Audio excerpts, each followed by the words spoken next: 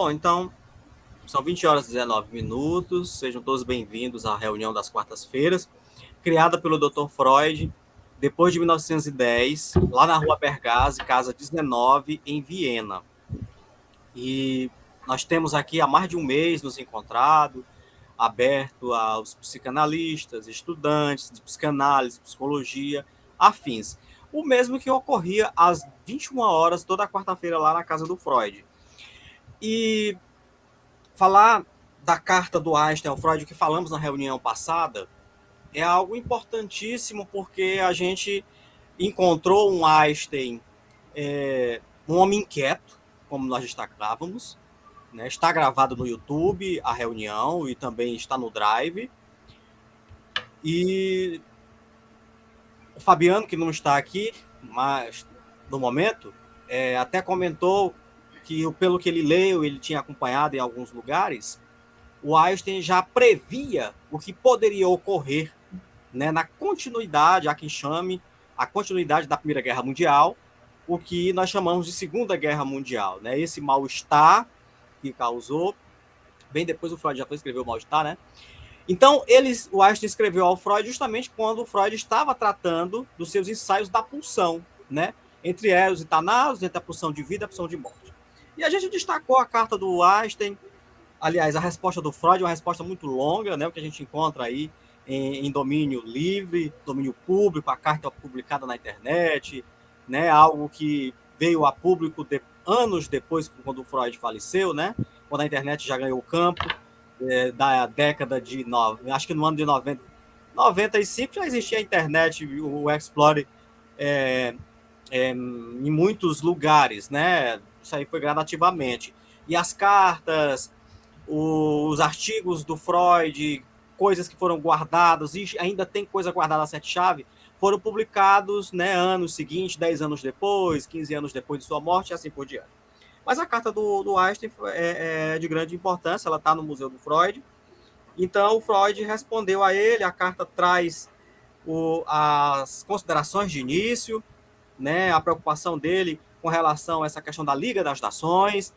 O Einstein incomodado, ele pergunta se é possível ter paz, e o Freud diz, depende da paz. Será que a paz, que paz é esta? Porque os homens são gananciosos. E o Einstein quer saber se é possível ter um diálogo entre justiça e poder. Poder não é querer.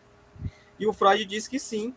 E aqui nesse trecho diz o seguinte: gostaria, não obstante, isso aqui já no meio da carta, viu, gente? Resposta do Freud.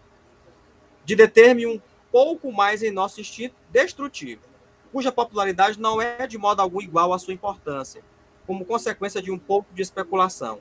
Podemos supor que esse instinto está em atividade em toda criatura viva e procura levá-la ao aniquilamento, não é? Reduzir a vida à condição original de matéria inanimada.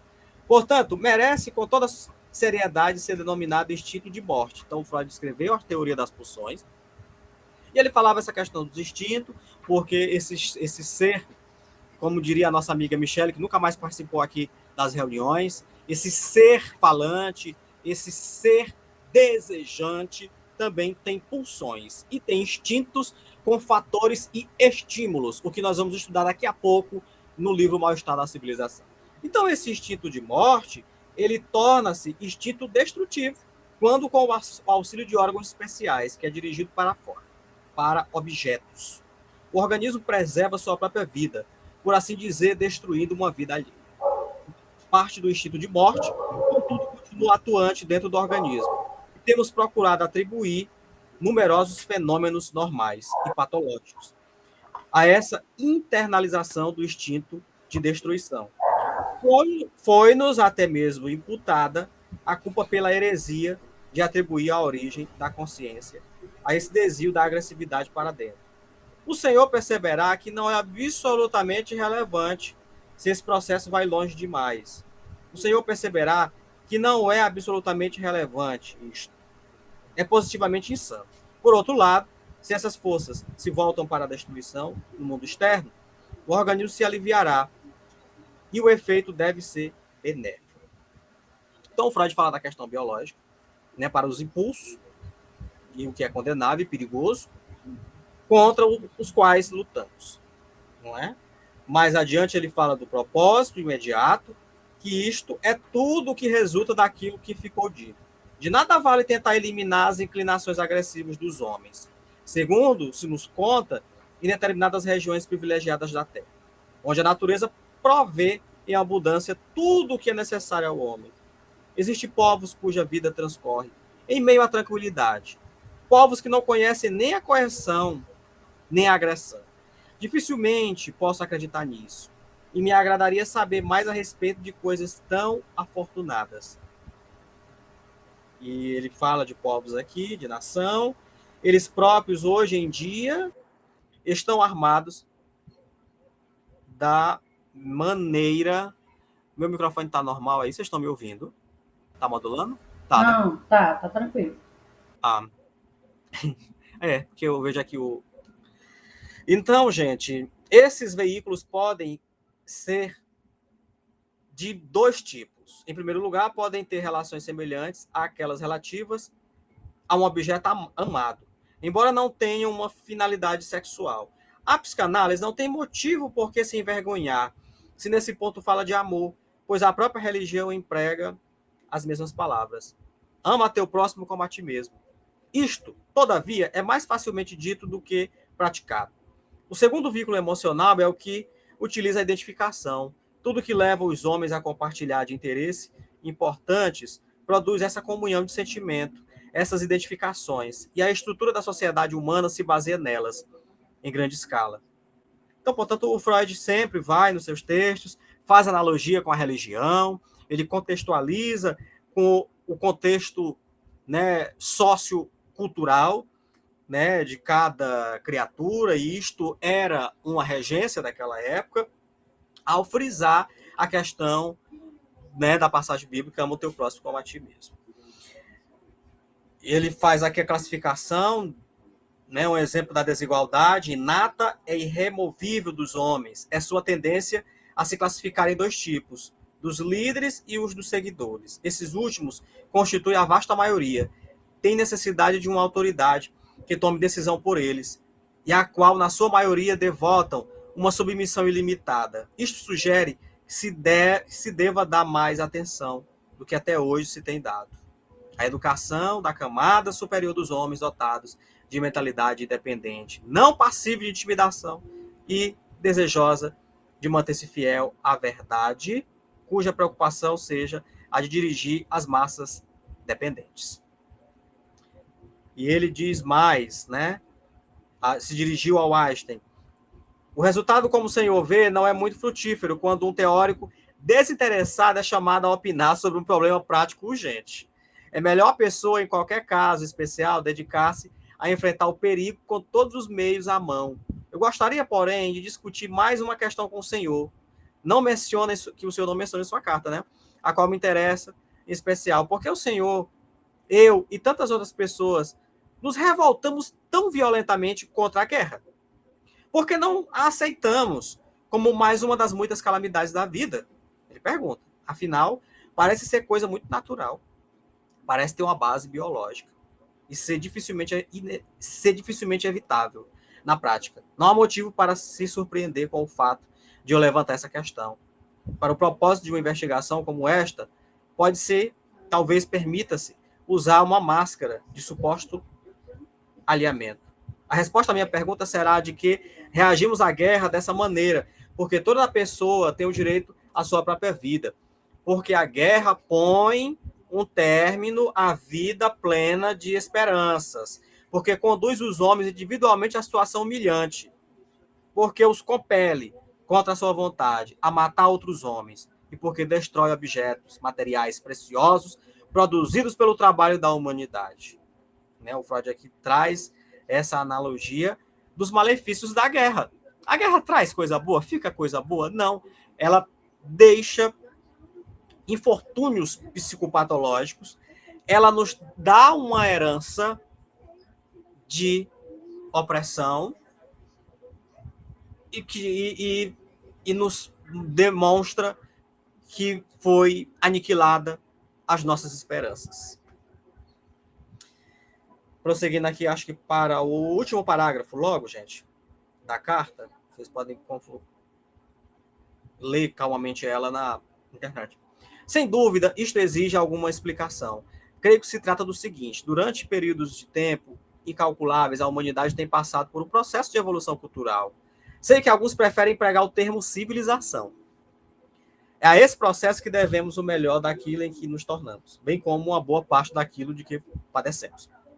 Embora suas causas e seus começos sejam obscuros e incertos o seu resultado, algumas de suas características são de fácil percepção. Talvez esse processo esteja levando à extinção à raça humana, pois em mais de um sentido ele prejudica a função sexual. Povos incultos e camadas atrasadas da população já se multiplicam mais rapidamente do que as camadas superiores instrutivas. Talvez se possa comparar o processo à domesticação de determinadas espécies animais. E ele se acompanha, indubitavelmente, de modificação física. Dentre as características psicológicas da civilização, duas aparecem como as mais importantes: o fortalecimento do intelecto, que está começando a governar a vida institucional, e a internalização dos impulsos agressivos, com todas as suas consequências e vantagens e perigos. Ou seja, o Freud fala desse processo natural. Ora, a guerra se constitui na mais óbvia oposição à atitude psíquica que nos foi incutida pelo processo de civilização. Por esse motivo, não podemos evitar de nos rebelar contra ela. Simplesmente não podemos mais nos conformar com ela. Isto não é apenas um repúdio intelectual e emocional. Nós, os pacifistas, temos uma intolerância constitucional à guerra. Digamos, uma idiosincrasia exacerbada no mais alto grau. Realmente parece que o rebaixamento dos padrões estéticos na guerra desempenha um papel dificilmente menor em nossa revolta do que as suas crueldades. Ele faz uma analogia aqui completa, né? O que ela nos traz é aquilo que eu falei agora há pouco. E o último parágrafo da parte B diz: e quanto tempo teremos de esperar até que o restante da humanidade também se torne pacifista? Não há como dizê-lo, mas pode não ser utópico esperar que esses dois fatores, a atitude cultural e a justificado medo das consequências de uma guerra futura, venham a resultar dentro de um tempo previsível, em que se ponha um término à ameaça de guerra. Por quais caminhos ou por que atalhos isto se realizará, não podemos adivinhar, mas uma coisa podemos dizer: tudo que estimula o crescimento da civilização trabalha simultaneamente contra a guerra. Espero que o Senhor me perdoe se o que eu disse o desapontou. E com a expressão de toda estima, subscrevo-me cordialmente, Sigmund Freud. Pois é. Então, esta carta de 1934, minha gente, de 32, está mais viva do que nunca. Depois disso, teve a Segunda Guerra Mundial. Aconteceu o que aconteceu, que foi horrível. O próprio Freud penou com isto. E essa carta nos traz um exemplo grande para o contemporâneo, né? O porquê das guerras. Este mesmo sentimento, esta mesma revolta, os mesmos interesses do que ocorreu durante a Guerra Fria, durante a Guerra do Golfo, durante a Batalha do Vietnã, durante a Primeira, Segunda Guerra Mundial, e esta guerra entre a Rússia e a Ucrânia, que o mundo sofreu diretamente e indiretamente com isso, inclusive economicamente. E nós não podemos esquecer, e talvez nós não temos aqui como abarcar ao falar da guerra química, né? Da guerra química, da guerra nuclear, das guerras internas e das porções de ódio que são estimuladas diariamente nas redes sociais. Infelizmente, nós temos que conviver com isso. Né? O que está sendo levantado aí são exércitos.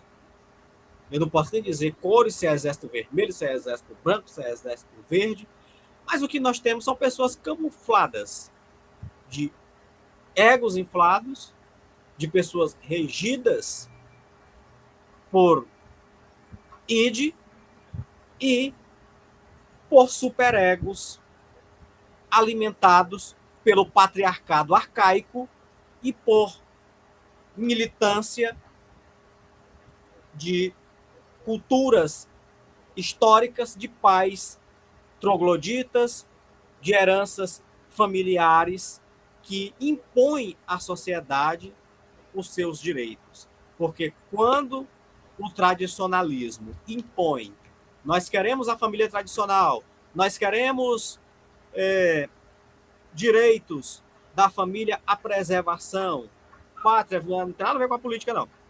Pátria e família, mas esta mesma sociedade tradicional, ela é contra as práticas de guerra, as práticas libidinosas, as práticas que eles colocam como promíscuas, né?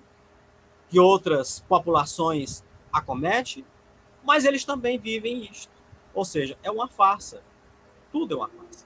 Não é? Então são essas pessoas que têm esse estímulo, essa pulsão que o Dr. Freud falava, por terem uma, o troféu da guerra, né?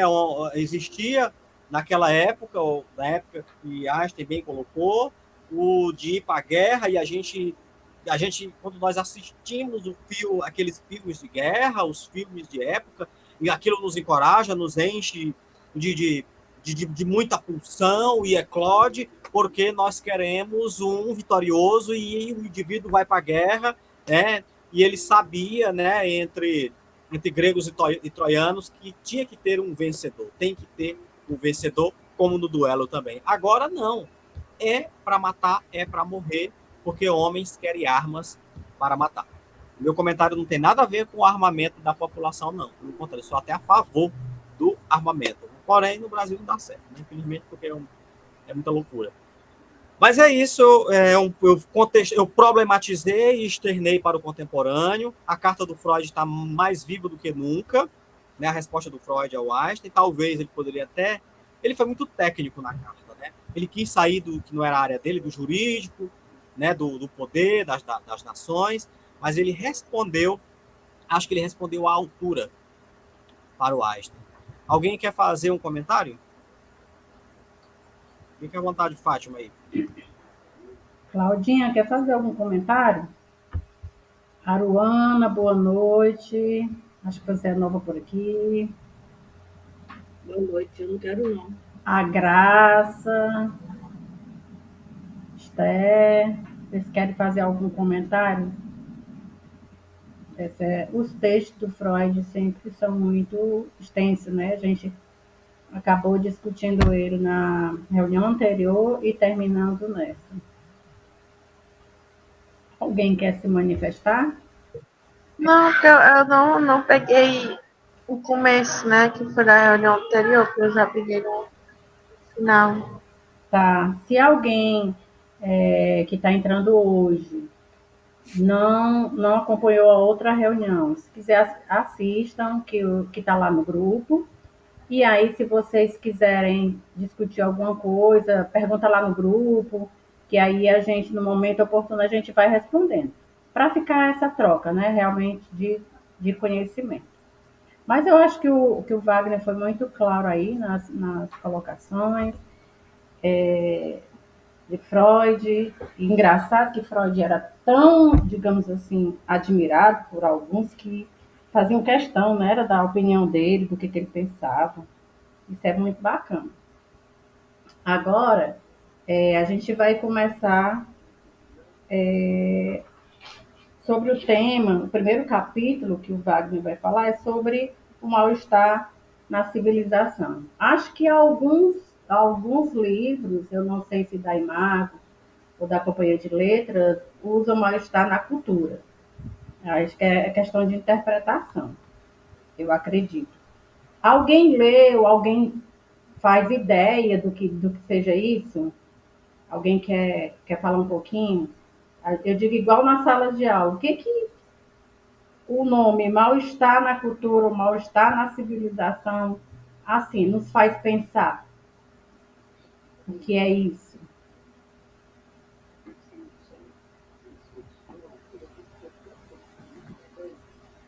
Pode ficar à vontade, um de cada vez. A gente pega a junção do nome, né? O mal com L, né? Estar na civilização.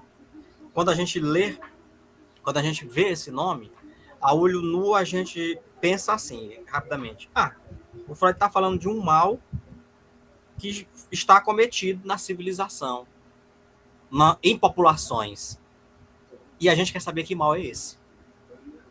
E quando fala de civilização e cultura, são aquelas coisas que estão bem enraizadas, né? Aquelas coisas que as pessoas muitas vezes estão com a mente fechada, que não acreditam em outras ideias e tal. Alguém, Claudinha, leu alguma coisa sobre isso? A Graça, a Aruana?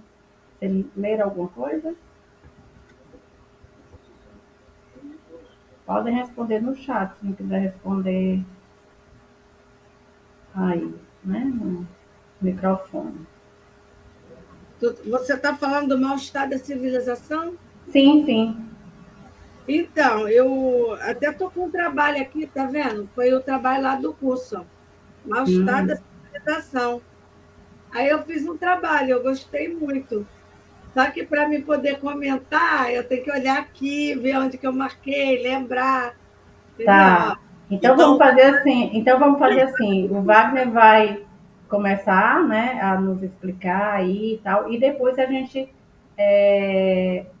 vai interpretando o que ele está falando com o que a gente leu e aí a gente escute. Tudo bem? Esse que eu pensei, que eu já estou com o trabalho até aqui na minha mão para A comentar. pesca, né, Claudinha? Mas eu estou esperando o pesca, né, que o professor Tá começar. ótimo.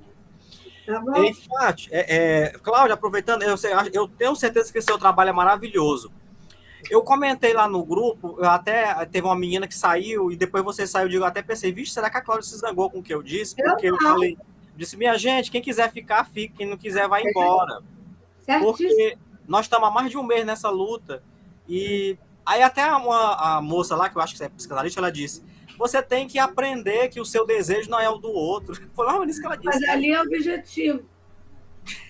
Aí eu disse, ela entendeu que eu estava querendo que a Fátima seja obrigada ao meu desejo. Não foi isso que eu disse. Eu digo, minha gente, nós somos adultos, nós estamos aqui. O professor em grupo de faculdade, eu fiz sempre, na faculdade era assim, né? A professora tinha um grupo da faculdade, do curso, e tinha um outro grupo de estudo da matéria tal. A professora dizia, gente, eu não tenho tempo durante o dia, porque eu atendo pacientes, vocês sabem. Então, toda a nossa comunicação vai ser pelo grupo. Vejam lá, eu vou colocar o capítulo tal para vocês estudar, e no dia tal você chega e a gente vamos discutir. Era assim, ela não ia no PV dos alunos, não. E eu disse só isso, eu digo, minha gente, dessa vez eu não vou no PV de ninguém, não. Da passada, eu fui lá, né? Eu fui no PV de 40 pessoas.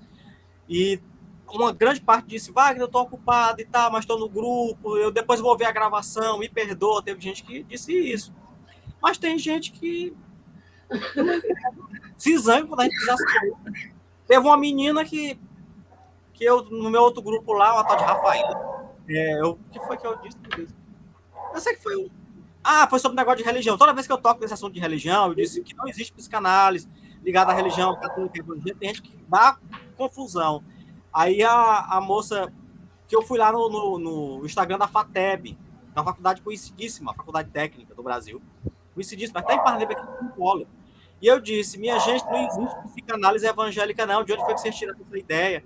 Aí a moça me respondeu lá e disse, você acha que o Freud foi contra a opressão, e você está querendo ser princípio, você acha isso certo e tal. Foi bem, ela me indagou tecnicamente. Aí eu fui responder, digo, não, meu amor. O evangélico pode ser psicanalista, o católico pode, o budista pode. O que eu estou querendo dizer é que não existe uma matéria evangélica na psicanálise, não. Aí a moça lá me disse, Wagner, você está... Já, Graça, eu vou lhe dar a palavra. Wagner, você está sendo egoísta. Ela disse, né? Aí eu me zanguei, menina, tu tá perdendo teu tempo comigo. Tu vai discutir isso, eu não vou discutir. Eu já disse que não tem, me faz essa vergonha. Se existe psicanálise evangélica, não existe. Eu indaguei isso também um apóstolo de uma igreja, lá no Instagram dele tinha. Era psicanalista cristão. O outro botou psicanalista gospel. Eu digo, meu Deus, onde é que já se viu isso? Psicanalista gospel. Tem cantor gospel. Mas psicanalista gospel. Diga lá, Graça. Pode falar. Ai, Wagner, ainda estou rindo. O Wagner, o Wagner é muito engraçado. Mas é verdade, então. E o pior é que está crescendo muito esse negócio de psicanálise cristã, né? E é complicado, porque, na verdade, o que eu entendo é que as pessoas querem um aconselhamento, né? Em vez da análise, né? E aí está complicando muito a vida da gente. Quem toca nesse assunto, Wagner, a briga é feia, né? Inclusive, minha colega hoje mandou um link de um curso de psicanálise cristã. Aí eu falei, meu Deus, vai contra tudo que Freud pregou, porque Freud, o que ele disse, né? A religião é o mal da humanidade, né? É o ópio do povo. Enfim, não que ele era contra a pessoa ter uma religião, mas ele em si se decepcionou com a religião e viu o mal que a religião, de uma certa forma, né, os manipuladores da fé fazem, né, através do ato religioso. Então, é muito preocupante e é algo que eu acho que a gente tem que discutir mesmo, viu? Obrigada pela oportunidade. Muito bem. Olha só, Wagner, antes de tu Diga. começar, vou falar aqui um escrito que tem aqui no dicionário. Berta Gray, acho que é Gray. Quer falar Sim. ainda, Graça? Não, acho que ela... Não, na verdade, eu pensei que eu estava baixando a mão. Obrigada. Então, Peter Gray, por seu turno, estima que o mal-estar na cultura é o texto mais sombrio de Freud, aquele em que aborda sem disfarce e tom mais grave a questão da miséria humana, a qual a crise econômica, a quebra da Bolsa de Nova York, ocorrida dias antes de Freud entregar o manuscrito ao seu editor, e a ascensão do partido ritelista na Alemanha, confere toda a sua amplitude. Com esse ensaio, Freud pretende estender à cultura geral o exame que fez da religião em O Futuro da Ilusão, como que sublinha a continuidade entre duas obras, começa registrando para criticá-lo um comentário que a leitura O Futuro da Ilusão havia sugerido a seu amigo Roman Holland. Então, assim, acharam isso assim um absurdo, né? Que é como se ele falasse, digamos assim, praticamente das coisas horrorosas da humanidade, o lado sombrio mesmo, e da religião, né? Pelo pouco que eu li, ele toca muito nesse assunto do futuro das ilusões e da religião. Mas vamos lá, pode começar. Pois é, vocês falam aí, eu li esse livro, o capítulo relendo, né? Que tá com muito tempo que eu li esse livro, muito tempo. Aí eu reli hoje, eu vi, e aí vocês começam a falar e a minha cabeça começa a viajar aqui conscientemente. Aí eu lembro do Freud. Tá um turbulhão minha cabeça aqui. Eu gosto disso, porque isto é psicanálise. Então, só fechando o assunto da religião, não sou contra a religião, e sempre vai ter pessoas da área da religião estudando psicanálise. O problema é como será conduzido este ensino. É um ensino e aprendizagem teórico e prático, né? Aqui em Parnaíba, um pastor da igreja Sara Nossa Terra disse para mim, Wagner, eu quero estudar psicanálise, eu posso? Eu digo, deve. O senhor pode, o senhor vai continuar pregando na palavra de Deus para nós, na igreja, para todo mundo, está corretíssimo. E a psicanálise vai ajudar também você naquela, né, em muita trilha. Vamos lá. Então, portanto, lá no grupo, né, da quarta-feira, eu botei um e-book, áudio e-book, do livro Mais da Civilização, uma jovem da voz linda, sem gaguejar, sem nada, tá lá com 22 minutos do primeiro capítulo. Eu ouvi de manhã cedo, acordei ouvindo aquilo, gostei, e aí eu ia mastigando cada palavra, e também depois botei de novo, aí fui ler o livro numa outra versão, aqui no tablet, dela falando e eu vendo, só troca as palavras, né, igual a Bíblia Sagrada. Igual, né? Aí depois eu peguei o outro livro, vi de novo para, né? Aí eu digo, corra boa. Como diria um psicanalista, o troço bom é a psicanálise. Bom, gente, então, vocês podem ver lá, né? Tá lá o link lá quem quiser ouvir depois. Tem gente que gosta de livro gravado, né? Eu gosto. Também gosto. Eu durmo e acordo ouvindo qualquer coisa da psicanálise. A gente não tem tempo, aí depois eu vou tirar a dúvida na leitura. Bom, então, portanto, a obra Mal-Estar na Civilização é de 1930, né? Nós vamos falar do primeiro capítulo hoje, né? Exatamente. E nós temos aqui, esse no momento que eu abri, ele está no... É aquele livrinho, daqui tá na capa verde, aquele verdinho, Obras Completas, volume 18. Mal-Estar na Civilização, novas conferências introdutórias, aí tem outros textos, né? 1930 a 1936. A tradução é do Paulo César de Souza, né? Então, da Companhia das Letras, tem aqui um sumário, eu vi esse, eu não li hoje, não vi, mas eu vi os outros, né? O outro 2. E também o PDF que o Lima colocou lá no nosso grupo também, né? Aqui a apresentação da teoria das neuroses, que é outra coisa, né? O prólogo com o Sandor Ferris. Esta edição das obras completas, segundo Freud, pretende ser a primeira em língua portuguesa, traduzida do original alemão e organizada na sequência cronológica em que aparece originalmente os textos, né? Penúrio dos anos de guerra e de pós-guerra na Europa, embora ordenados cronologicamente, não indicam sequer o ano da publicação de cada trabalho. Ele fala das obras, né? O prefácio. Mas vamos adiante no nosso capítulo, que é mais interessante. Então ele começa no 1 dizendo: é difícil escapar à impressão de que, em geral, as pessoas usam medidas falsas, de que buscam poder, sucesso e riqueza para si mesmas, e admiram aqueles que os têm, subestimando os autênticos valores da vida. No entanto, corremos o risco, num julgamento assim genérico, de esquecer a variedade do mundo humano e também de sua vida psíquica. Existem homens que não deixam de ser venerados pelos contemporâneos, embora sua grandeza repouse em qualidades e realizações inteiramente alheias aos objetivos e ideais da multidão. Provavelmente, se há de supor que apenas uma minoria reconhece esses grandes homens, enquanto a maioria os ignora. Inclusive, eu até anotei essa frase aqui. Boa noite, Elina, né? Um desses homens excepcionais se declara meu amigo. Em cartas que me escreveu, eu lhe enviara a pequena obra em que trata a religião como ilusão, né? E ele respondeu que estava de acordo com o meu juízo sobre a religião, mas lamentou que eu não tivesse apreciado corretamente a fonte da religiosidade.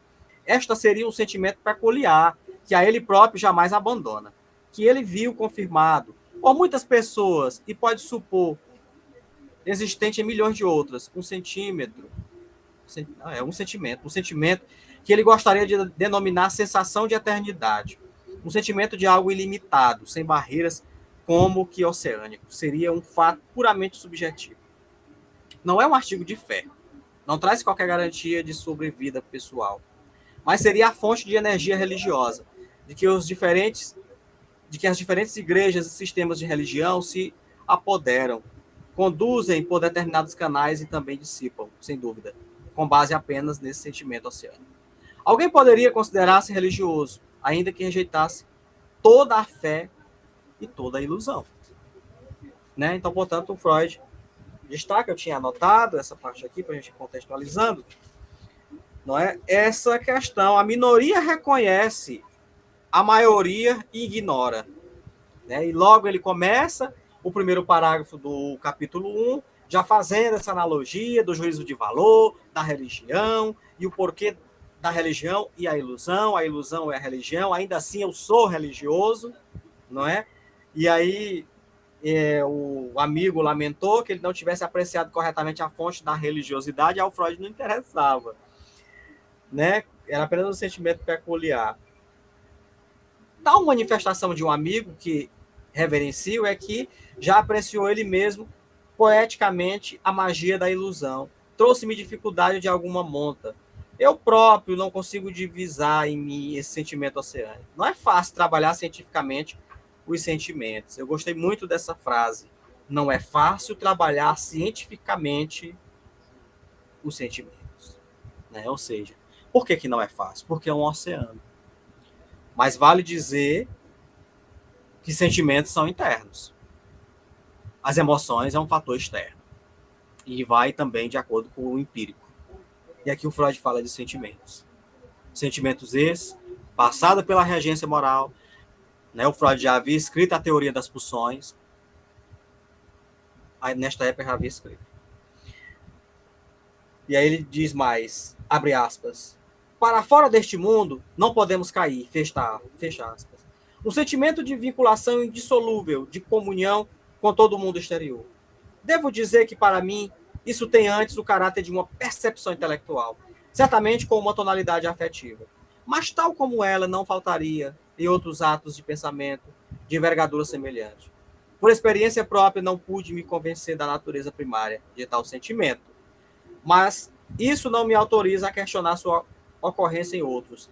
Perguntamos apenas se ela é interpretada de modo correto e se deve ser admitida, né, como toda necessidade de religião, fonte de origem. Né?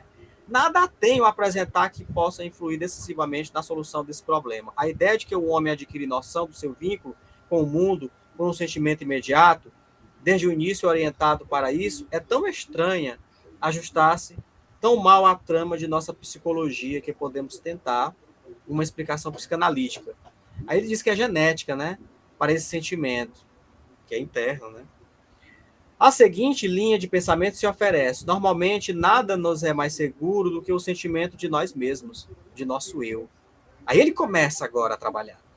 Este eu nos aparece como autônomo, unitário, bem demarcado de tudo o mais, que esta aparência é enganosa, que o eu, na verdade, se prolonga para dentro, sem fronteira nítida, numa entidade psíquica inconsciente, a que denominamos id, a qual ele serve como uma espécie de fachada. Isto aprendemos somente com a pesquisa psicanalítica, que é informar muita coisa sobre a relação entre o eu e o id. Então, vou destacar que aqui o Freud começa a trabalhar no segundo parágrafo da parte B. Ele em todo esse capítulo, ele fala do eu. E quem é o eu? Eu fiz essa pergunta hoje para um psicanalista, para ele me trazer, é lógico que eu sei, né? Mas eu queria que ele me trouxesse na analogia do Lacan e do Freud para me trazer uma contextualização aqui. Mas esse homem até hoje não me respondeu, né? O Daniel, que é um cara lá do meu grupo, que é psicanalista. O Daniel é psicanalista lacaniano, né? Há 7 anos, se não me engano. E eu queria que ele me problematizasse, para me problematizar aqui, mas ele não me trouxe, mas vai ficar para a próxima aula, o próximo encontro. Não digo nem aula, né? Encontro. Mas o eu me chama a atenção aqui. O Freud diz, este eu nos aparece como autônomo, unitário, autônomo. Eu tenho autonomia. É o eu. É unitário, é único. Mais uma vez ele fala do uno, né? Do único, né? O que o Jung discordava. E, na verdade, se prolonga para dentro, sem fronteira nítida, numa entidade psíquica inconsciente. Bom, aí o Freud vai de encontro à sua primeira tópica, na segunda tópica, né? Vai de encontro à segunda tópica, né? Na topografia do id, né? Desse id pé na jaca, louco, do eu, o eu aqui e do superego, né? Então ele vai aqui, nessa mão dupla, do id e do ego, né? Do eu, desse meu eu, a qual ele serve como uma espécie de fachada. Isto aprendemos somente com a pesquisa. Aí ele fala, né? Mas ao menos para fora, o eu parece manter limites claros e precisos.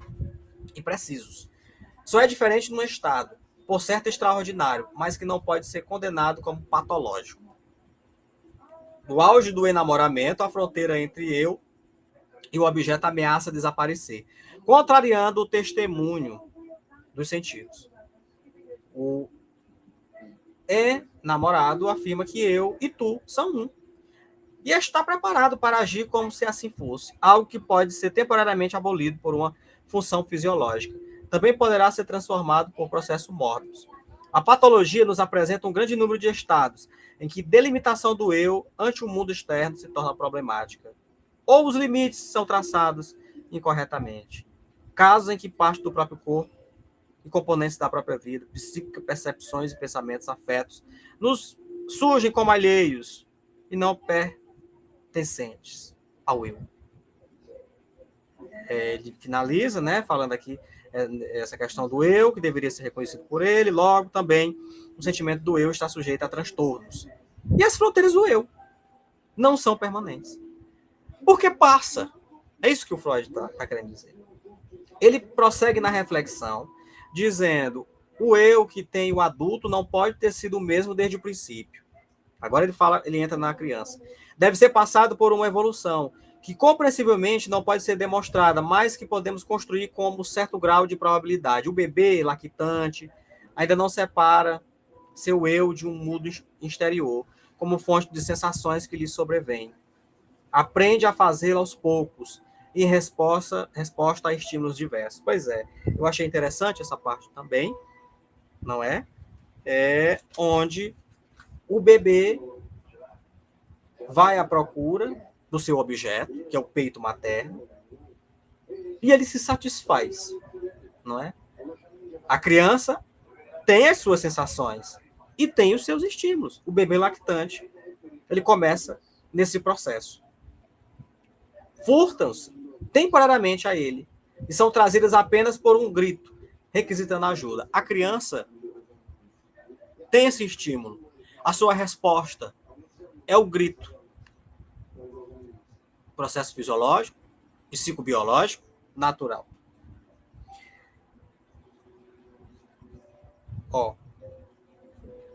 Um outro incentivo para que o eu se desprenda da massa de sensações para que reconheça um fora. O mundo exterior é dado pelas frequentes, variadas e inevitáveis sensações de dor e desprazer, que em sua ilimitada vigência.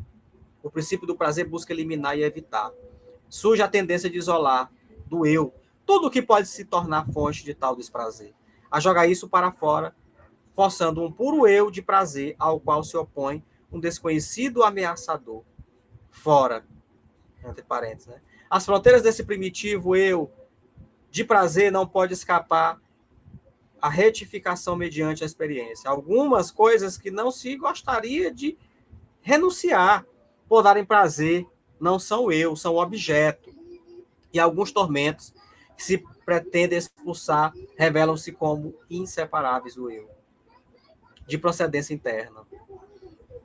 E aí ele segue mais dizendo: é desse modo, então, que o eu se desliga do mundo externo, ou mais corretamente, no início. O eu abarca tudo, depois separa de si o mundo externo. Nosso atual sentimento do eu é, portanto, apenas o vestígio atrofiado de um sentimento muito mais abrangente. Sim, todo abrangente, que correspondia a uma mais íntima ligação do eu com o mundo em torno. Se é lícito supormos que esse primário sentimento do eu foi conservado na vida psíquica de muitos homens, em medida maior ou menor, então ele ficaria ao lado do mais estreito e mais nitidamente limitado sentimento do eu da época madura, como uma espécie de contraparte dele, e os seus conteúdos ideativos seriam justamente os da ausência de limites da ligação como um todo. Os mesmos com que meu amigo ilustra o sentimento oceânico. Mas temos o direito de supor a sobrevivência do que é original junto com o que vem depois, que se originou dele? É o que ele pergunta aqui, né? Deixa eu ver aqui, ainda tem muita coisa. Deixa eu estou indo para o final aqui, vendo o que ainda tem mais aqui, que é para a gente fazer um resumo. Tá aqui, ainda falta o quê? 1, 2, 3. Eu estou tentando resumir o máximo. Aliás, nem comecei a resumir não, viu?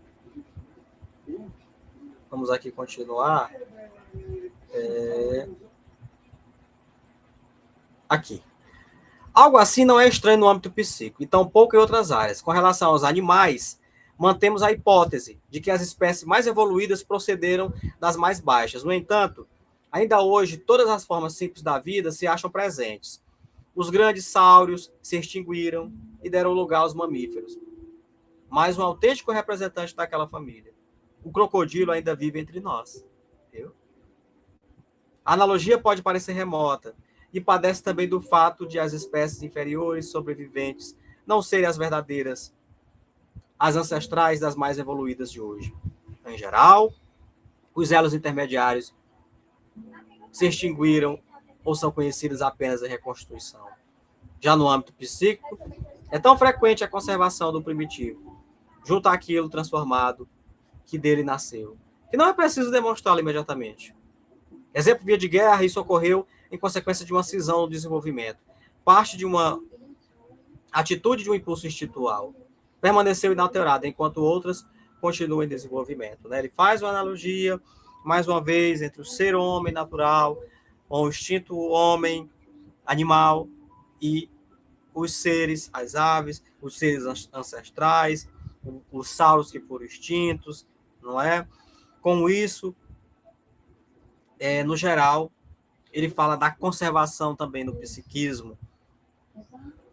Mas é tão importante e atraente que não é permitido lhe conceder um momento de atenção, embora a ocasião não pareça justificá-lo, desde que superamos o erro de achar que nosso habitual esquecimento significa uma destruição do traço mnemônico.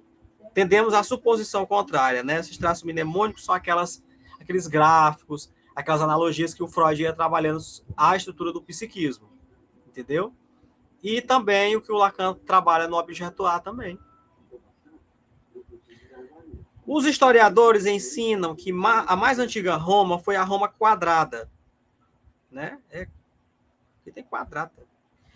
Um povoamento rodeado de cerca no Monte Palatino. Seguiu-se então a fase, uma federação das colônias, sobre os respectivos montes, depois a cidade que foi cercada pelo muro de Sérvio e Túlio, e ainda mais tarde, após todas as transformações do tempo de República e dos primeiros Césares, a cidade que o imperador Aureliano encerrou com seus muros. Não acompanharemos mais as mudanças sofridas pela cidade. Perguntou-nos agora o que os visitantes da Roma atual, munido dos mais completos conhecimentos históricos e topográficos, ainda encontraria desses velhos estágios, excetuando algumas brechas. Verá o muro de Aureliano quase intacto. Em certos lugares achará trechos do muro de Sérvio, trazidos à luz da escravidão. Se tiver insuficiência de informação, mais do que presente arqueologia, poderá, talvez, desenhar no mapa da cidade todo o traçado desse muro e contorno da Roma quadrata, né? Das construções que um dia ocuparam essa moldura, ele achará quando muitos vestígios, pois elas não mais existirem. Ele era apaixonado por arqueologia, né, e escavações, peças de época em seu consultório, era um amante das ruínas de Roma, de toda essa renascença, e ele fez questão aqui de fazer essa analogia, né, porque isso faz parte da civilização, fez parte da civilização daqueles povos da época, não é? Ele fala aqui também do emaranhado de uma metrópole surgida nos últimos séculos, a partir da Renascença. Seguramente ainda muita coisa antiga se acha enterrada no solo da cidade ou sob construção moderna. É assim que para nós preserva o passado, em sítios históricos como Roma. Ele fala o que mais aqui? Ainda sobre, só para fechar essa questão da Roma, né? Termina aqui. Onde agora está o Coliseu, poderíamos admirar também a desaparecida Domus Aurea de Nero. Diz aqui também. Na Piazza del Rontoda, veríamos não só o atual panteão, como nos foi deixado por Adriano, mas também a construção original de Agripa, e o mesmo solo suportaria a igreja de Maria, sobre a Minerva, e o velho templo, sobre o qual ela está erguida. Nisso, bastaria talvez que o observador mudasse apenas a direção do olhar ou a posição para obter uma ou outra divisão.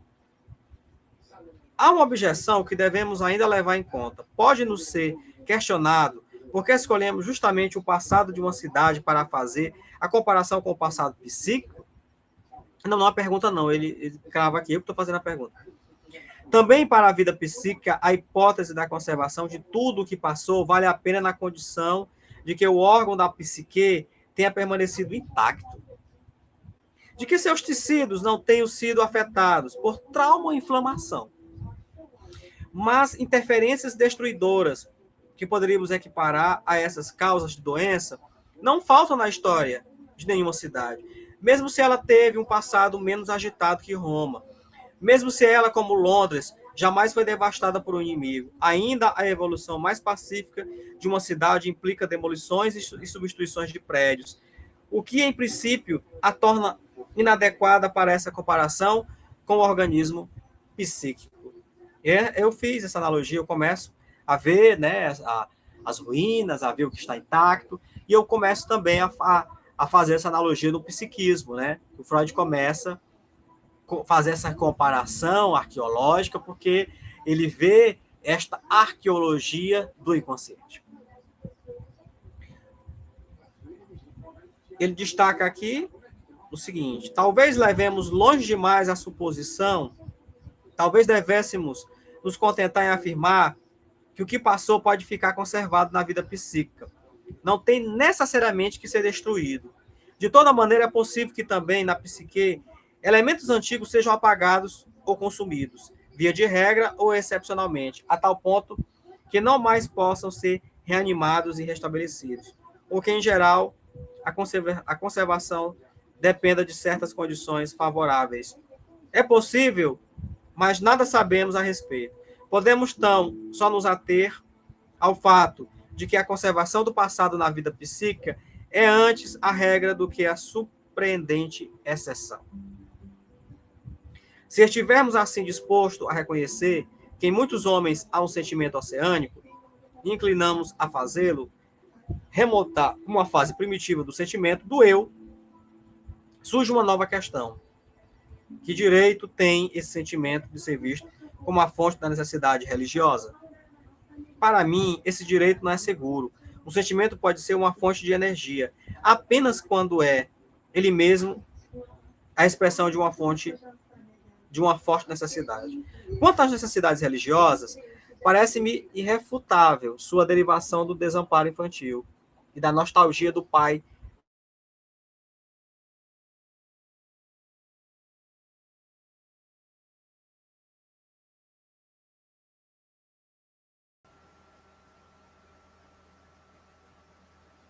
Wagner, a gente não está te ouvindo. Eu acho que travou.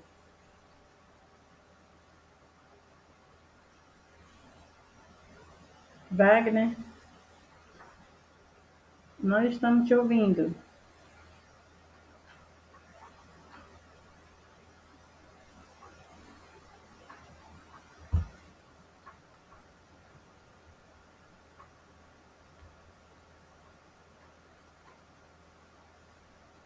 Acho que o Wagner caiu.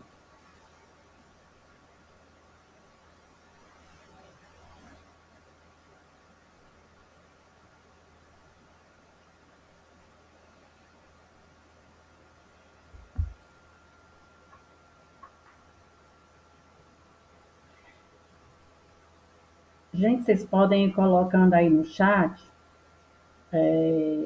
alguma dúvida que vocês querem tirar. Pode digitar também, tá? Que aí a gente aproveita enquanto ele está falando para poder a gente ir tentando interpretar, entender. Aí vocês podem digitar aí no... Não, Wagner, não estamos te ouvindo.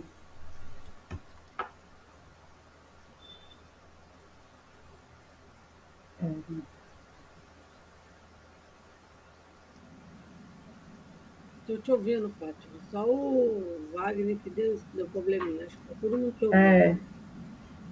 Então, vocês podem fazendo perguntas aí, né, se quiserem fazer, porque eu acho realmente assim, os textos do Freud tem que ter muita cabeça, tem que estar muito concentrado, tem que focar muito para poder entender direitinho. Vou falar aqui com ele no WhatsApp, dizendo que que não estamos ouvindo ele. Não sei se ele está ouvindo. Wagner? Fátima, está me ouvindo? Agora sim. Não, mas estava modulando normal aqui. Eu não estava ouvindo, era vocês. O microfone de vocês estava fechado. Mas aqui, para mim, estava modulando, normal. Não. Só todo mundo estava me ouvindo e ninguém estava te ouvindo. Foi algum BO aí. Aqui apareceu para mim assim, você vai sair da sala, aí eu fui, apertei, reconectar. Aí eu me reconectei e entrei de novo aqui no... Deve ter sido. Eu estava falando aqui com o pessoal que, assim, os textos do Freud, e, assim, eles são muito profundos, então a gente tem que estar muito focada ouvindo. E aí eu acho que seria interessante também que na hora que você lesse, sei lá, um parágrafo, ou já dessa paradinha já esclarecesse um pouquinho mais o que ele quis dizer com isso. Não sei se as meninas aí concordam, porque elas não falaram aqui. Mas tu já terminou a tua leitura para poder falar um. Estão me ouvindo, Fátima? Tu entrou 2 vezes, tá em 2 salas, mas tudo bem. Vixe, que loucura é essa? Pô, eu vou ter que sair de uma bem aqui, minha gente. Não, vai, continua, tá dando certo. Que loucura é. Sim, eu estou na última parte do parágrafo. Para poder falar, né? Então pode continuar. Porque eu não tinha feito as anotações, eu tô lendo totalmente, assim, eu estou fazendo um trecho, porque depois a gente pode ler, né, o livro, o capítulo também, os links que a gente bota no grupo. Então, esse último parágrafo, para fechar o capítulo, diz o seguinte: posso imaginar que o sentimento oceânico tenha... É porque eu olho para cá, né, para ver se vocês estão me ouvindo, aí eu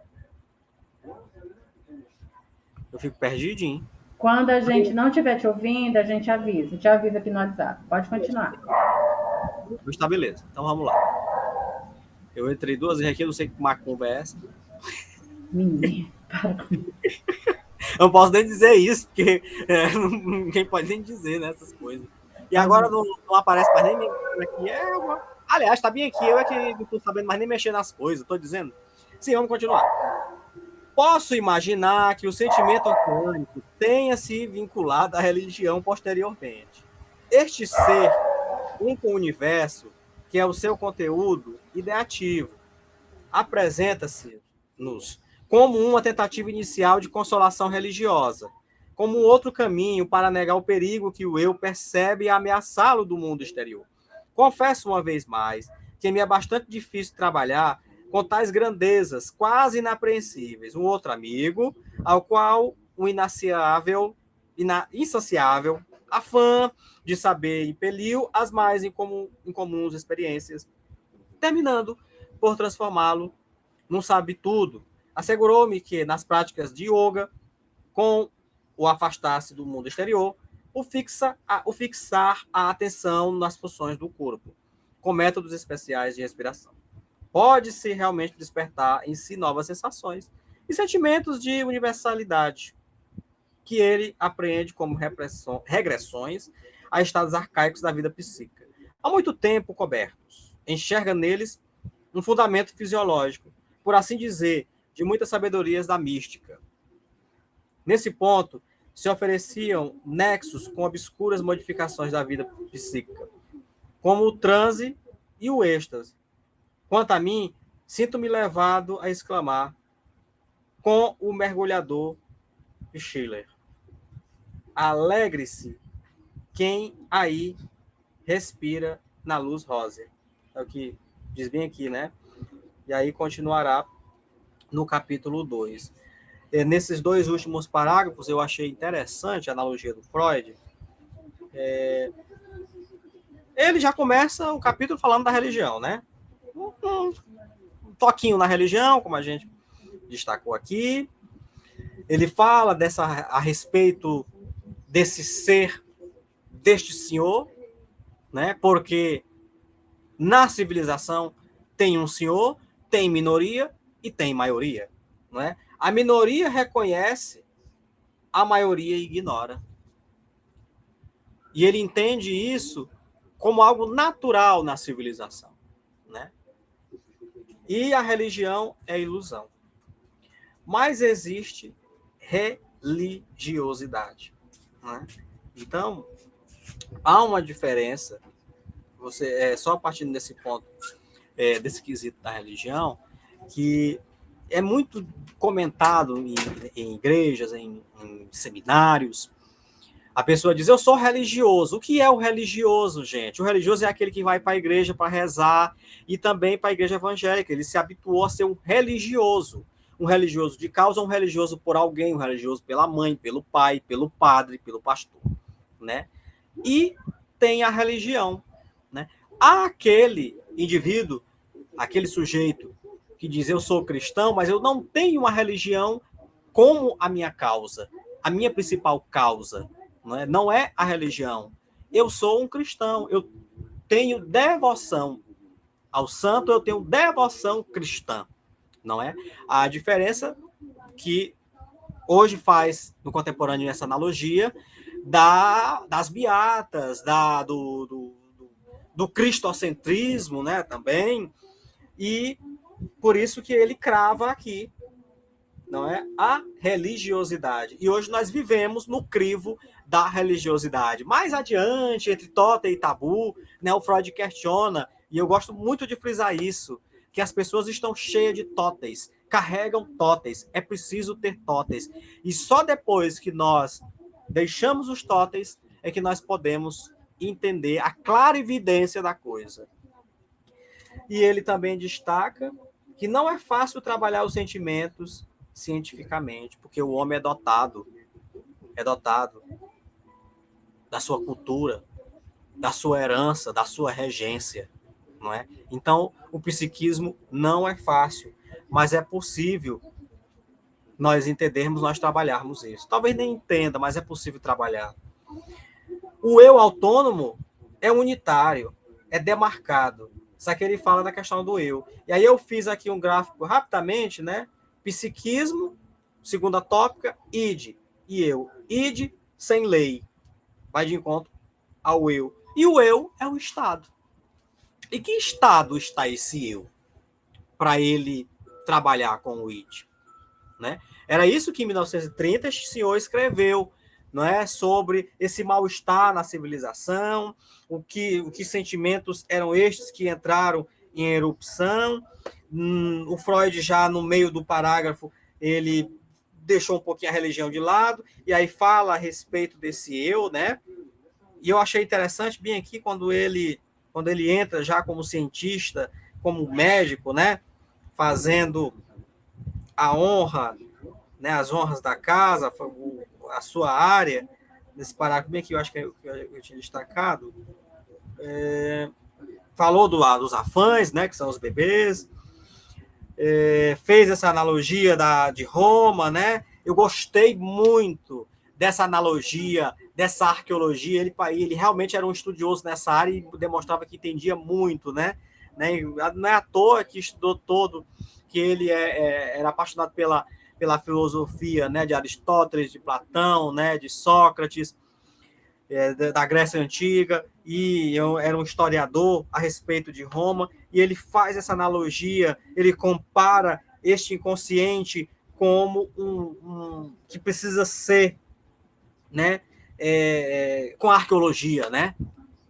É um sítio arqueológico, né? O inconsciente é um sítio arqueológico. Eu achei interessante, a partir desse ponto, quando ele crava isso, trazendo logo aqui nesse primeiro capítulo do livro, e trazendo à tona, porque eu fui olhar a resenha do livro, uma psicanalista, eu anotei o nome dela, mas não estou aqui agora no momento, eu fiz aqui a anotação no outro caderno, não lembro onde eu coloquei, mas está no YouTube, e ela fazia, né? Aqui nós temos um mal-estar que o Freud escreveu para aquele povo da época, né?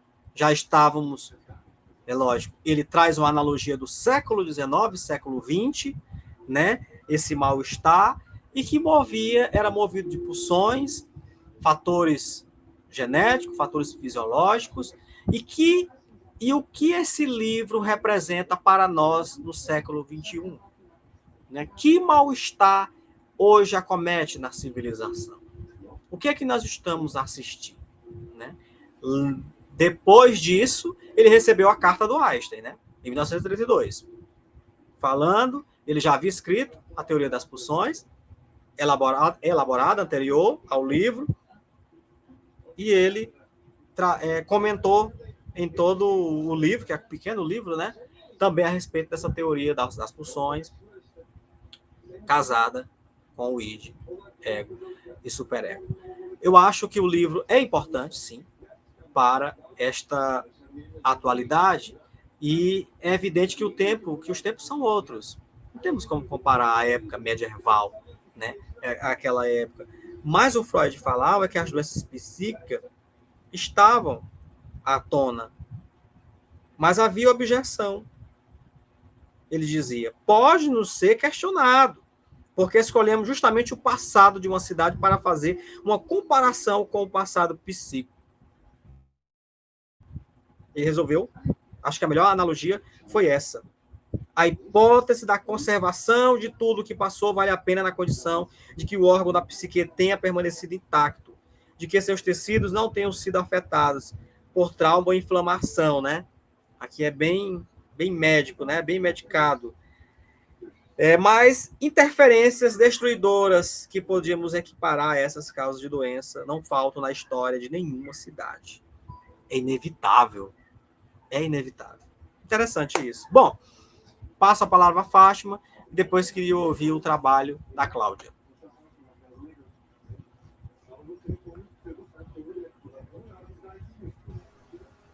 A Cláudia pode falar logo, porque como ela elaborou um trabalho, então ela pode fazer essa relação de o que você falou, que você falou muito de forma mais técnica, e talvez ela tenha casado essa tua fala, e talvez até tenha ficado com dúvida ou não, porque ela elaborou um trabalho. Pode ser, Claudinha?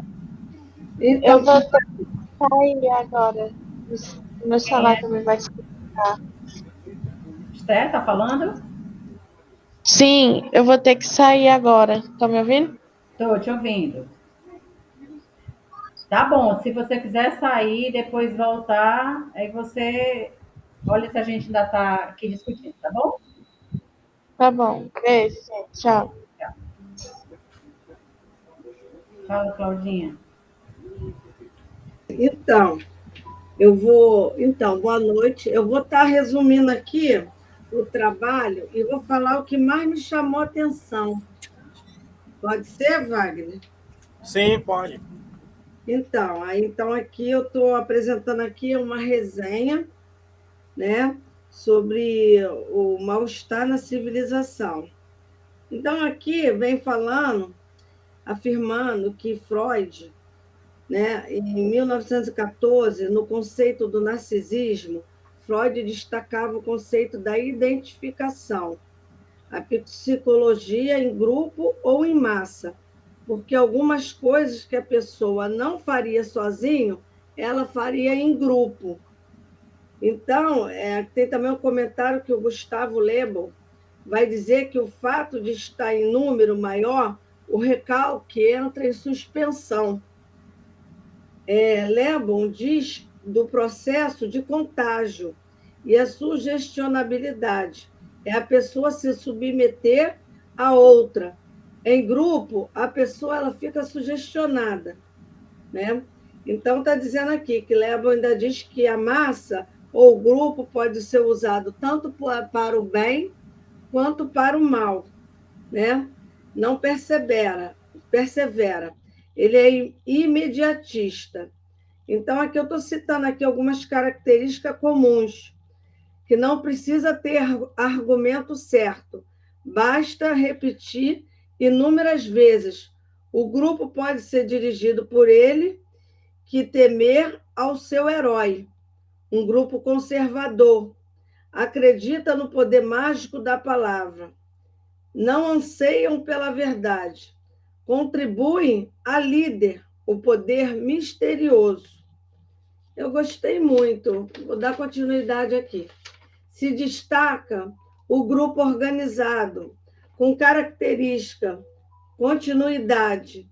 Cada integrante deve ter clareza sobre o que constitui o grupo, interação com outro grupo, seja cooperando ou rivalizando.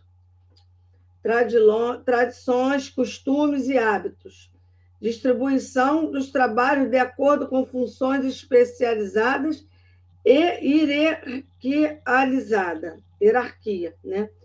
Como se explica a sugestionabilidade? Nesse caso, é o amor, seja erotizado ou amizades e relações parentais.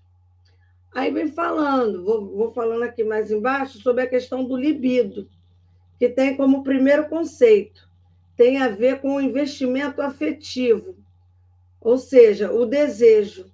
O desejo, ele elege o laço entre o objeto que possua ou pessoas. O libido é o amor sexual ou erótico, como não possui nas amizades. Essa sugestionalidade tem a ver com o laço de amor. Qual o preço desse laço? Se o indivíduo se permite a ser inserido devido ao libido, através do amor. Então, tem dois grupos aqui citados por Freud. Exemplo, o exército e a igreja. O rompimento vem com a decepção com o líder, ou seja, a pessoa só tem um rompimento quando ela se decepciona com o líder.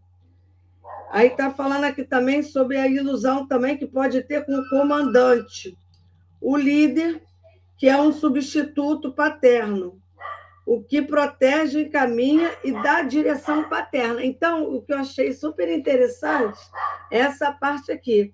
O sujeito, ele se liga ao líder, assim o sujeito se liga ao grupo abrindo mão das satisfações pessoais. Laços do grupo. Quando em perigo, o grupo se une e se intensifica, ou seja, quando há o perigo, o grupo ali ele vai se unir e vai se intensificar.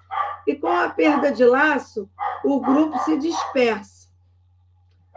Quando o líder decepciona ou trai, o grupo só perde o laço se o líder, ou se acontecer uma decepção, ou se o líder morrer, ou decepcionar. Só assim, com isso, o grupo se desfaz, ou seja, o grupo ele é bem unido. Serve também para grupos políticos ou qualquer grupo organizado. Quando há crítica, quando no grupo há crítica, isso vai desestabilizar o grupo. O líder não precisa ser uma pessoa. O líder, ele pode ser uma ideia, um ideal, ou uma ideia abstrata. Se tem emoção ambivalente, existe o componente amor e ódio. Eu achei interessante que, no que eu vejo aqui, quando a pessoa está buscando um líder, eu vejo que, na verdade, ela está buscando um pai. Né? Eu vejo aí a falta. Ela tem a falta do pai.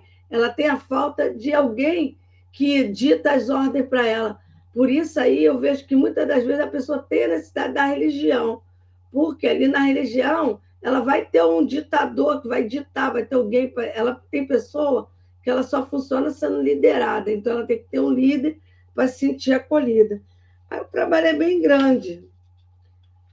Eu posso pular aqui alguma parte, para não ter que ler muita coisa? Está dizendo aqui, o Freud, na obra do Mal-Estar na Civilização, apresenta a dimensão trágica da condição humana, ou seja, ele está apresentando acho que é uma condição trágica, uma dimensão trágica da condição humana, que para determinar esse mal-estar do ser humano civilizado, ele parte do dualismo fundamental do psiquismo humano, dividido entre pulsão, que é a pulsão de vida e a pulsão de morte. Na pulsão de vida, são as pulsões sexuais da autoconservação. Já as pulsões de morte são as pulsões de agressividade e de autodestruição. Essa parte também achei bem interessante, né? Que é a repressão da tendência à agressão e a promoção do amor. Eu achei lindo, eu amei esse mal-estar da civilização, quando ele fala da promoção do amor ao próximo, que são dificilmente reconciliados com o desenvolvimento do individual, porque elas restringem as possibilidades das satisfações das pulsões. Então, Freud, né, ele falava em ter o amor ao próximo, que é o ideal voltado para a cultura, conjunto de dispositivo. A cultura é a fonte da felicidade humana, é a busca do prazer que acaba gerando a infelicidade, limita. A cultura tem que ser. A cultura, através da cultura, a gente se liga, né? Conclusão: esse mal-estar vem de um sentimento de medo, por isso que diz mal-estar, um sentimento de medo, de angústia, que se confunde também com o sentimento de culpa, né? O indivíduo ali, o sujeito ele tem um sentimento de culpa. Ele vai ocupar o porquê dessa culpa. Isso vem do psique da mente, que é a estrutura do superego, desencadeando sentimento de culpas, ou seja, ali vem a agressão, onde ele controla seus atos, a repressão e a religião elimina os desejos, ou seja, a pessoa às vezes ela está cheia de ódio, ela está ali cheia de culpa, né? Então ela tem a repressão, a religião, ela elimina ali os desejos, tenta eliminar nossos instintos, instinto de ódio, as pulsões, que eu acho que as pulsões assim, de morte. Nossa vida sexual, ao invés de nós experimentar os nossos desejos, a angústia serve de pulsão no prazer da vida sexual. Daí a gente experimenta aquele mal-estar. Então, daí tem tanta pessoa, né, que tem a necessidade de estar numa religião, né? Então, aqui está dizendo aqui, existiram as famílias, um patriarca muito agressivo, e esse homem foi assassinado. Aí, daí, deu origem à civilização. A partir da revolta desse assassinato, aí dá origem à civilização. A figura paterna, agressivo, figura divina, dita as regras, né? Ditava as regras. A sociedade surgiu dessa agressividade, apesar desse instinto que não pode prevalecer. Aí vem a civilização, né? Através dessa civilização, tem por objeto preservar e reprimir essa cadeia. No caso, a cadeia que eu vejo aqui é a cadeia de ódio, né? Vem como primícia máxima, amar o teu próximo como a si mesmo, para conter essa agressão. Gente, eu fiquei apaixonada por essa parte desse trabalho, porque aqui está dizendo, amar o próximo como a ti mesmo. Aí tem as regras. Se eu desejar, eu perco a proteção. O medo da autoridade, renunciar. Aí a parte 2 aqui. Medo do super-eu. Vai fazer voltar para si, tem que punir alguém. Aí vem a pulsão libinal, junto com ela vem o instinto de morte para a sociedade se manter. Quanto mais renunciar, mais culpado vai se sentir quando estiver um desejo. Pessoas mais puras seriam mais infelizes. Ou seja, você é puro, mas você tem ali o seu desejo recalcado e você fica infeliz. Muitas das vezes a gente tem até que estar numa religião para poder buscar, né, respostas para a vida cotidiana que nós não encontramos. Eu tiro por mim, porque eu já passei por isso. Na psicanálise, eu consegui gerar resposta para muitas perguntas, muitos questionamentos que eu tinha. Então, aqui, só para concluir aqui o trabalho, eu falei mesmo, foi um resumo, eu tentei resumir o máximo.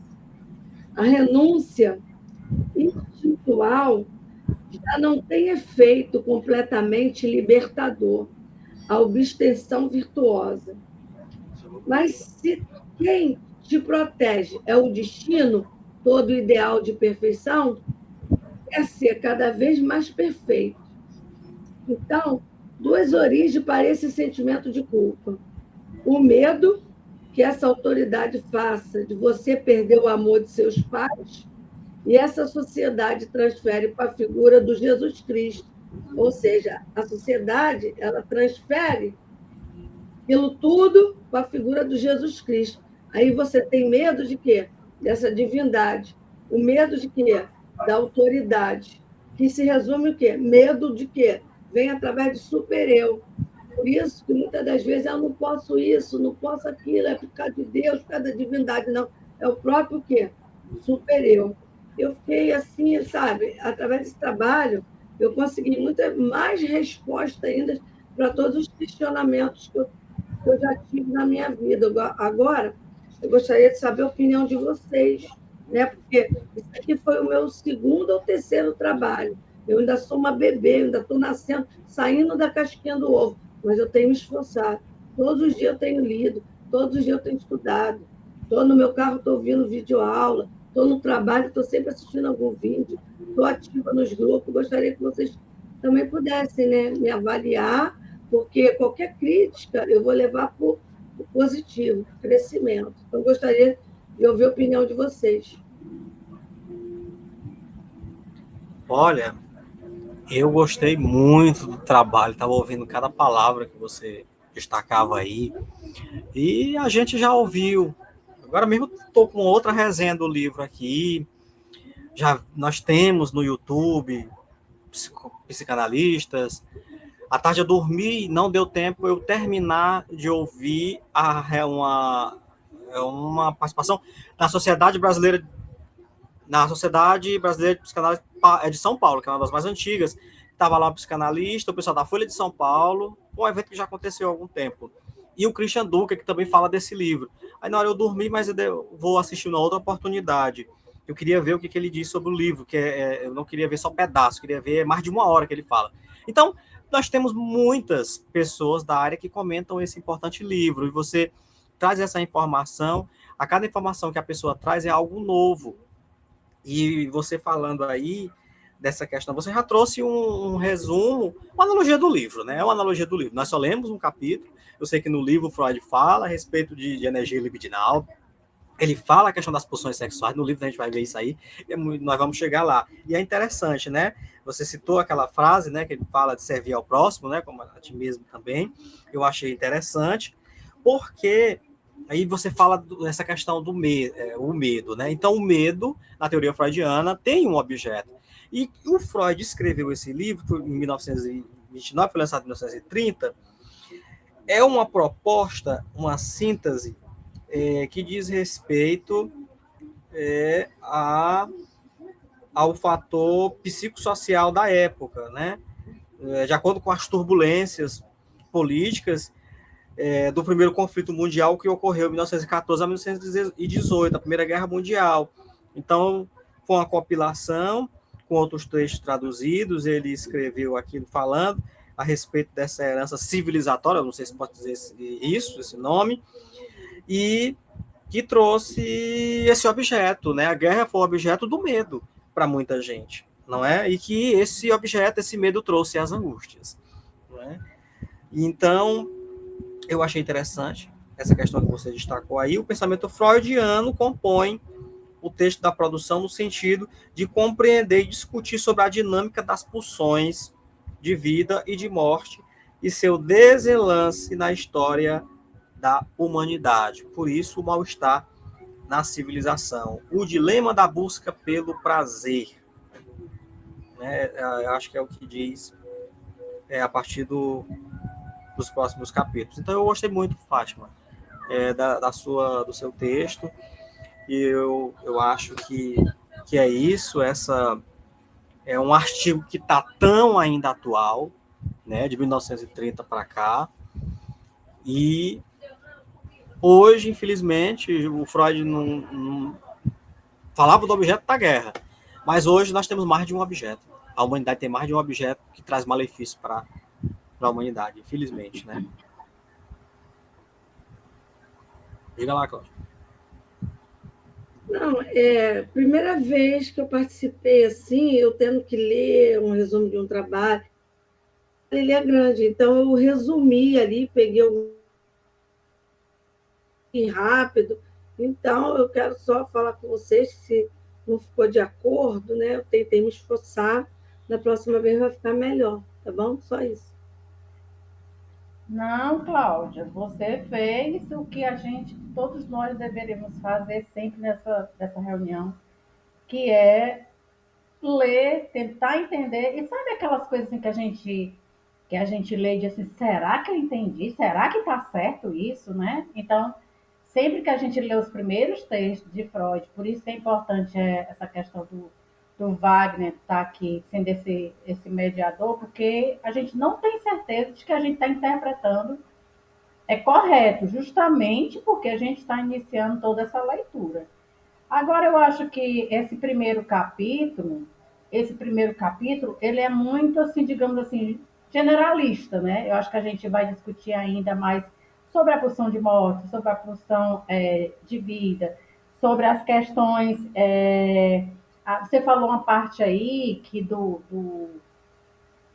pai, o papel do pai, tem uma partezinha que fala assim sobre isso, né? Tem uma parte que fala sobre o futuro da ilusão, tem uma parte que fala da religião. Eu li em algum lugar, é porque eu sou péssima de saber onde foi, porque eu leio em tantos lugares que eu sou péssima em lembrar, em que a religião, quando ela foi lá no início, a religião foi para civilizar um público, civilizar as pessoas, principalmente aquelas pessoas, você pode ver que aquelas pessoas mais religiosas, aquelas pessoas que se engajam muito na igreja, é porque elas não têm a que se apegar, elas não têm, e aí ela vai para onde?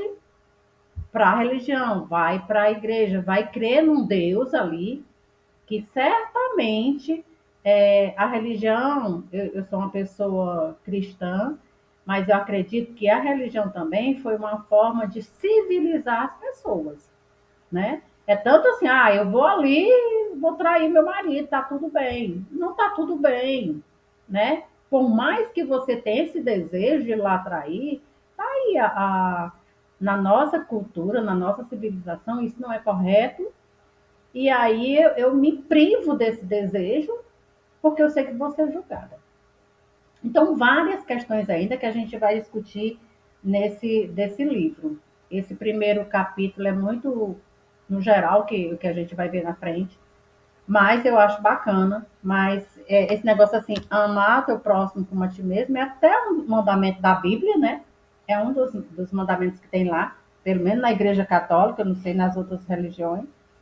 Mas eu vejo muito, sim, a religião, sim, como uma forma de civilizar as pessoas.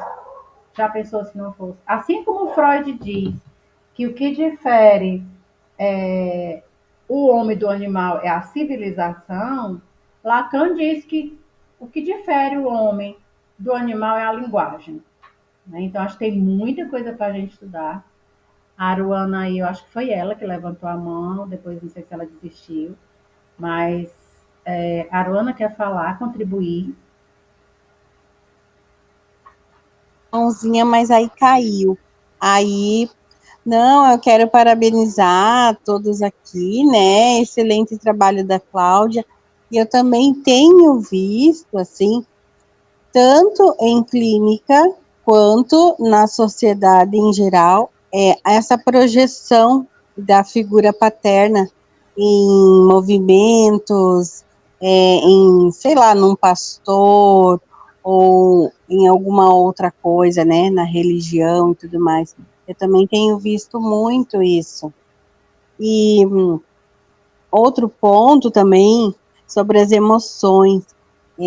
Realmente é muito complicado você lidar com emoções, porque você vê que às vezes na mesma casa o pai e a mãe, eles criam a criança, né, de igual maneira, porém os irmãos podem ser até gêmeos, são diferentes. Então, se um vai sentir a dor de uma maneira, o outro vai sentir a dor de outra maneira, então, assim, é muito individual, né? Teria que fazer, assim, individualmente mesmo, né, esse trabalho. Então, assim, quando tem um movimento grande, assim, acredito que seja mais um delírio, onde todos seguem esse movimento, entende? Né? Já projetando essa figura paterna, né, no líder. Eu penso isso. Bacana, Aruana. Obrigada pela sua contribuição. Exatamente. Wagner, vamos concluir, porque tem muita coisa para outra Tem. reunião, né? Eu tenho que terminar a anamnese de uma moça também que está passando por problema. Graça, quer falar alguma coisa?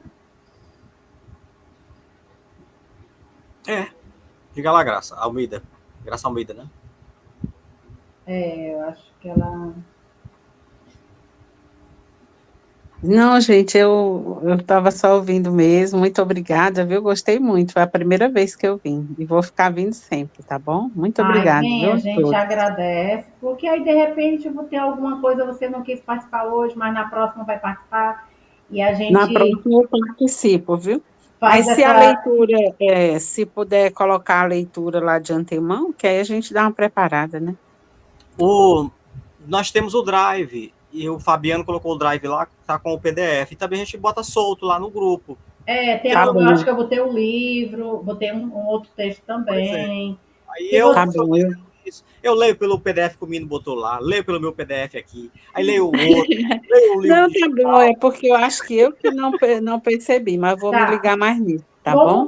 Como tem graça, como tem muita mensagem, vai bem.